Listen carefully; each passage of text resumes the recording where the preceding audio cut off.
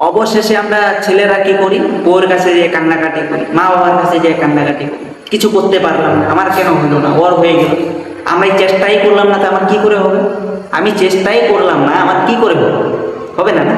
তো চেষ্টা করে যাই পরে বউর কাছে কাঁদতে বলো না, তখন দেখবে হাসি বেরোবে, কান্না বেরোবে না।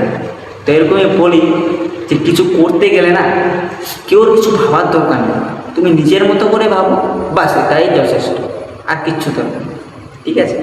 তো তুমি যদি একটা কথা ভাবো যে আমি যে তোমাদের জন্য এতটা মানে কথা বলি, ঠিক আছে, আমি যে এখানে মানে ধরো 2 মিনিট হোক 3 মিনিট হোক কথা বলতেছি, এটা ওটা ধৈর্যের ব্যাপার আছে।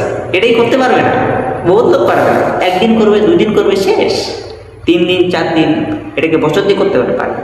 কেন? অসহ্য যে কোনো জিনিসই রোজ যেটা করবে অসহ্য লেগে যায়।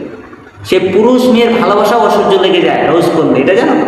এটাই বাস্তব। কথাগুলো আমার খারাপ হতে পারে, খারাপ মাইন্ডে নিও না, খারাপ সেন্সের মধ্যে আমি কথা বলি না, ঠিক আছে? তো তোমরা যেখান থেকে আমার ভিডিওটা দেখো না কেন, অবশ্যই একটা কমেন্ট করো তো যে তোমরা কোথা থেকে দেখো, আর তোমরা কেমন পরিবার থেকে বিলং করো।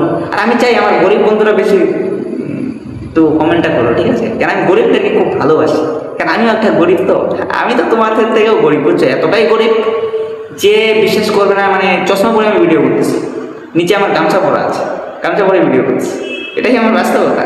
কেন বলো তো? আমার কোনো লজ্জা কিনা বলতে কোনো কিছু নেই। কেন? আমার কথা হলো আমার ফেস, বাস, এটাই। এর থেকে আমার আর কিছু দেখানো দরকার। আর কেউ যদি বলো যে তুই চশমা পরে ফেলছিস, তোর কি ভাব বেড়ে গেছে, না, ভাবের কিছু না। আমারও ইন্টারেস্ট হয়, আমারও ভালো লাগে, আমিও মানুষকে দেখাতে চাই চশমা পরেছি। তো তোরও তো অসুবিধাটা কোথায়?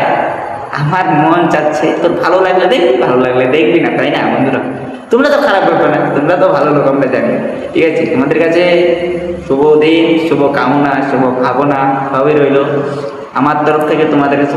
আমরা কখনোই গরিব থাকবো, আমরা এরকম করে ভাববো গরিব আমরা থাকবো না। আমাদেরও মধ্যে স্টাইল আছে, আমাদের মতো ফিলিংস আছে, আমরাও করবো।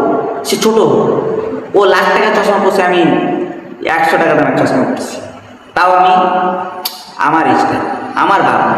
কে কী ভাবলো তাতে আমার কোনো যায় আসে? যদি এখন কে হাসলো তাতে যদি আমি চশমাটা খুলে দিই, তাহলে তুমি সেটার ওকে মূল্য দিলাম। যদি তুমি ওর সাথে চশমাটা এভাবে পরে থাকো, যদি একটু স্টাইল মারে, হ্যাঁ ঠিক আছে, ও মুখ ঘুরিয়ে চলে যাবে। কেন? আমাদের শরীরে যেটা মাখবো না, যদি তুমি ক্রিমটা মাখার পরেই কিন্তু তোমাদেরকে একটু হ্যান্ডসাম লাগে, আর তুমি যদি না মাখো তাহলে একটু আনন্দ লাগে, না? তো এটাই ভাববে, যতটা মাখবে ততটাই তোমার লাগবে।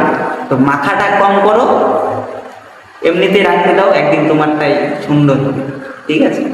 তো ওটাই বলি, আমাদের এরকম সমাজে যেরকম বহুত, আমি তো বলি যে বহুত স্টাইলিশ মেয়েরা আছে, ছেলেরা আছে, ঠিক আছে, বহুত অহংকার দেখায়, বহুত কিছু করে, ঠিক আছে, কিন্তু এমন কথা বলতে পারবে না, এটা বাস্তব।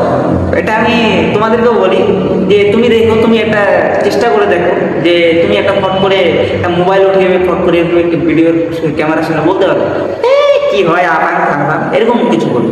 কিন্তু দেখো, আমরা হয়তো কেউর ভিডিও দেখে কেউ আমাদের ভিডিও থেকে লাখ টাকা কামাই করে নিয়ে চলে যাচ্ছে।